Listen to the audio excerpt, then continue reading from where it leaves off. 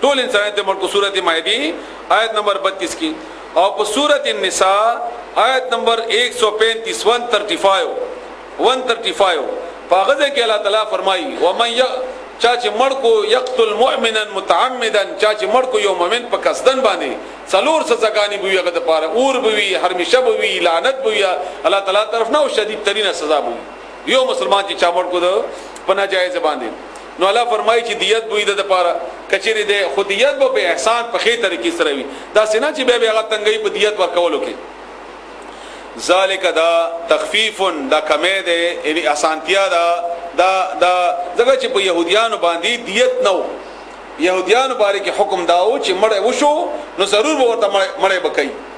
انه کا قاتل بخامه مړ کول کیږي او الله دا حکم زمونږ په رسول الله صلی الله علیه وسلم باندې امت باندې آسان کړو چې دې ته الله تعالی د دیت دلارم خلاص کا خدا دیت په حکومت نه مجبورې دیتا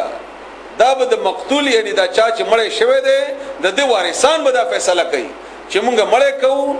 یعنی بدل اخلو او کنا مونږ دیت اخلو کاغی فیصله وکړي چې دیت اخلو نو حکومت باغه مجبورینا مرګ ته پاره او کاغی فیصله وکړي چې نه مړ کوي نو حکومت به دیت ته مجبورینا اسلامی حکومت دا اوس اسلامی نه دی ګر دا نور دی ذالک تخفیف دا کمه ده اسانتیا ده من ربکم استاسو در رب طرفنا ورحمت او مهربانی ده الله طرفنا فمن اعتدى بس چا چې زیاته او کو یا څوک چې زیاته کوي بعد ذالک ورست د دینا ان فیصله وکړه دیت مقرر شو دیت واغستو هغه باوجود بیا هم کوي زیاته یا فیصله وکړه یو کس مړ کو بیا نور زیاته کې نور بدی کوي فلهو بس د پاره عذاب علیم عذاب د دردناک شدید ترین عذاب وي د پاره الله تعالی دې موږ تاسو ته معفو کی ولکم او تاسو د پاره فل قصاص په قصاص کې په بدلا غستو کې حیات زندگی دا یا اولی الالباب اے د عقل خوندانو لعلکم دې د پاره چې تاسو تتقون پرهیزګار شئ دا څنګه زندگی دا الله وای الله وای قصاص کی زندگی دا قصاص کو زندگی نه دا چې سړی مړ کنه په دې کې څه زندگی دا نو دینه مراد ده قومي حیات ده تاسو به حیثیت قوم بشوندی یي کای وسړی ته سزا ملاو شي نو دا نور به قتل نه کوي دا نور به قتل نه کوي نو قومي حیات به ملاو شي تاسو ته د دې بدل کی او دوی مدا چې تقوا بدل کې راشي کتبا فرض کړي شوی دی علیکم پتا سباندی اذا هر کلا حضر چراشی احدکم پتا سو کی یو کستا الموت مرگ سفر دی ان ترکا کچیره غپریدی خیرن بریخوی خیرن مال خیرن مراد التمال دی نو فرض شه دی الوصیت وصیت کول د دې دوه مطلبونه دي یو مطلب دا دی چې دا منسوخ دی ځکه چې وصیت نکېږي نور وصیت به مال کی ارچ حق لا مقرر کو او د دې ناسخ د سورۃ النساء آیت نمبر 11 او 12 دی الله تعالی هر چا د خپل حصہ مقرر کړی دا خزي بچیز وی لور وغیرہ وغیرہ ټول دا مقرر دا حصہ نو دی وجه د وصیت نشي کولای یو رائے دا په دې باره کې ویم رائے دا چې دا وصیت اوسم فرض دی خدا د مال هغه درې مه حصے کې دا څلورم حصے کې درې حصے به تقسیم شي او دا بل حصہ چې کوم درې مه حصے کې باغی حصے کې د دوه حصے به تقسیم شي به حصے کې کده مال وصیت کړی وي نه ته دیو کې لکه مثلا نو اسید هغه حق نشته دلته نو د دې لپاره د وصیت وکي یا نور داسې چاور باندې قرضه ده هغه لپاره د وصیت وکي نو دا ټول مطلبونه صحیح دي او ټول په خپل ځکه حالات مطابق هم د کرنګي دا څنګه چې مفسرینو دغه سمانه کړی دا للوالدین مور پلار تا ولقربینا ان مور پلار د پاره ولقربینا خپل خپلانو د پاره بالمعروف په خې طریقې سره معروف ټکه به بار بار اوس راځي مخکي د معروف په معنی دی بس دایات ساتي ارز کې هم د کمانه ده یو دا چې شریعت کې هغه ناجایز نه وي فهم دا چې معاشره کې ناجایز نه وي لکه مثلا زه اوس واده کوم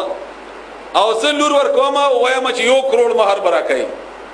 نو دا ناجایز نه ده شریعت کې خیر دی خو په معاشره کې ناجایز ده بلته د مشکل جوړ کو مصیبت دې بلته وټړو نو دا معروف نه ده نو دا سکار بنه کوي یا بل یو کار دی چې هغه په شریعت کې جایز دی خو په معاشره کې لکه مثلا دې ځنه نه منواله تر ګټنې پورې دا د نر پرده ده زه هم دومره پرده کوم او بدل ته تاسو ته درس کوم نو شریعت کې زما علامت نه یم دغه چې ما پرده شری تور باندې شته خو په معاشره کې غو قابل قبول ده خبره نو دا معروف نه ده نو په معاملاتو کې به ورستو راځي مخکې بار راځي تقریبا 30 کرته اعلی استعمال کړي ده نو دا په معاملاتو کې ده. نو معاملاتو کې مطلب دا ده چې دا کار به نه کوي چې الله طرف نه ناجایز وي او یا په معاشره کې بد ګڼل کیږي. نو دلته د دیت خبره ده، نه د وصیت خبره ده. نو دا سی وصیت به نه کوي چې معاشره کې به خلک در پورې خان دي یا استا مور پلار پورې به خان دي او یا ناجایز وي د الله طرف نه. حقا دا حق ده علی المتقین پرهیزګارانو باندې. فمن بسغت سوک بدله چې بدل کی بعد ما ورستو د اغنا سمعه چې وای ورېدو هغه وصیت فانما بس بشک خبره دا بلنه دا اثمه گناه د هغه نه د بدلولو علی الذین بغوا خلق ده یبدلونه چې بدلی هغه. لکه یو سړی مړ کېدو وصیت وکړو چې ما د دریمه حصے کې به یو جماعت جوړ کړي او وصیت مثلا ما ته وکړه لازم غدي ګناه نه بچ کی او زلاړه ما خاندان ولته وایم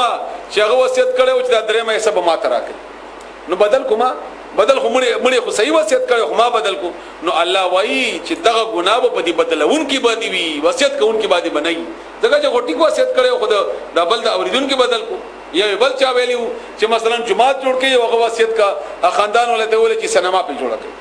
او یا بل یو مفاد وغیرہ. نو وایي الله تعالی فرمایي چې ګناه به چا باندې وي چې بدل کو دا. ان الله بشکل تعالی سمیع اوریدن کده علیم او په ده. فمن بسغت خاف چ یریږي یعنی یریدلې وی مموسن د وصیت کوونکی نه د وصیت نه جنفن د طرفداري جنف طرفداري ته ویل کی یو طرف جھکاو او اثمن یا د ګناه ان داسي وصیت کړو چې هغه په دوه منځ کې ناانصافي وا او یا ګناه وا چې زما په دې درې مې سي کې سینما جوړه کړي یا پلانې سړې په قتل کړي یا بل ګناه وا. نو فاصلح نو اصلاح دیو کی بینهم د دې په منځ کې هغه اوریدون کې هغه وصیت واوریدو چې وی ویلې چې زما 3 لک روپۍ دي د 1 لک روپۍ سره تاسو دا ګناه وکړي او دې لاړو کور ولته ویلې چې هغه ویلې چې د 1 لک روپۍ د الله په لار کې ورکړي. نو الله وی خیر فاصلح دا دي ځکه چې هغه ګناه ده نو دا دروغ ولا ګناه ده په مقابله دا غنه لوی فساد جوړيږي. نو دا بدل کړي چا کور ولا اوریدل نه بینهم د دې په منځ کې فلا اثم علیه نو د دې ګناه نشته په د باندې دا څه بدلولو ګناه نشته. ان الله بشکل تعالی غفور بخون کده رحیم. یا ایها الذین آمنوا ای مؤمنانو کتب فرض کړي شوی دا علیکم پتا سبحانه الصيام روزه صوم لفظی معنا رکاول روکنا دغه چې بده کې موږ حلالونه الله ایثار کی او دا تربیت ته د حرامونه ایثار اولو د پاره دا تربیت میشته د حرام نه سره ولود لپاره اولوی فضیلت الله بیان کړی د مخکې راځي او تاسو ته ما په ابتدایي تقریر کې ویل هم فرض کړی د الله تعالی پتا سبحانه روزه کمال کا څنګه کوتبه فرض کړی شوی وا علی الذین بغوا خلق باندې من قبلکم چې تاسو نوړان دیو معلومه شو چې مخکینی خلق باندې روزه فرض وا. البته په شریعت کې فرق راغلی دی دین کې فرق نه راغلی شریعت کې فرق راغلی. دین د الله تعالی طرف نه یعنی الله یو دی دا پیغمبر حق دی عبادت وکوي دی یو الله د دین وای دا طریقه او البته د دې مزل کول په دې کې فرق شته. د مزل لکه مثلا شریعت والے کېږي د شارع وای کېږي لارې ته شرع لارې ته ویل کېږي. نو زمونږ الله حکم کړی دی چې ما تراشه موسی علیہ السلام هم دا حکم او عیسی علیہ السلام هم دا حکم او ابراهیم علیہ السلام دا حکم او وغیرہ وغیرہ ټول حکم. البته د لار کې فرق دی څنګه راشي لکه زمونږ روزه د رمضان د سورۃ دي او د يهوديانو روزه دا یو 2 ورځې وي یا د لس ورځې وي د ذل حج وغیرہ هم دا غره داسې معمولی فرق پکشته دی. منځونه کې فرق زمونږ منځونه په دغه منځونه کې هم دا غره نور دي شیونو کې فرق شته خو په دین کې فرق نشته. دین د ټولو یو دی دین ټولو یو دی. نو نور امتونو باندې فرض وا دغه روزه او دې باره کې یو حدیث تاسو اوري بس دغه کافی ده چې رسول الله صلی الله علیه و علیه وسلم فرمایي بخاری شریف حدیث ده چې کچېره یو سړی د خوراک او د اسخاق نه ځان منع کی او د دروغ او د ګناه نه ځان نه منع کوي پروژه کې نو الله تعالی سه لوګه تنده قبول نه ده. الله تعالی تعالی سه د لوګه تنده ضرورت نشته بیا. نو روزه غسل کې د ټولو ګناهونو نه د ځان بچولو یو تربیت یو پریکټس ته یو کورس ته ده او ته نور نه ځان نه سره صرف د خوراک نه خپل بند کړی ده نو دا روزه الله ته قابل قبول نه ده. بخاری شریف حدیث ته ده کمال کا څنګه کتبه فرض کړی شوی وا علی الذین بغوا خلق باندې من قبلکم چې تاسو نوړان دیو لعلکم دې لپاره چې تاسو تتقون پرهیزګار شئ. ایامن دا څورځ دي معدودات اندشمیر یا څو د شمار ورځې دي وې ساته مې ګرانه په ځان باندې. فمن بسو کان چوي منکم بتاسو کی مریضن بیمار او یا علی سفرن په سفر باندې وی فعدتن نشمیر دے ان شمیر دے پورا کی عدد دے پورا کی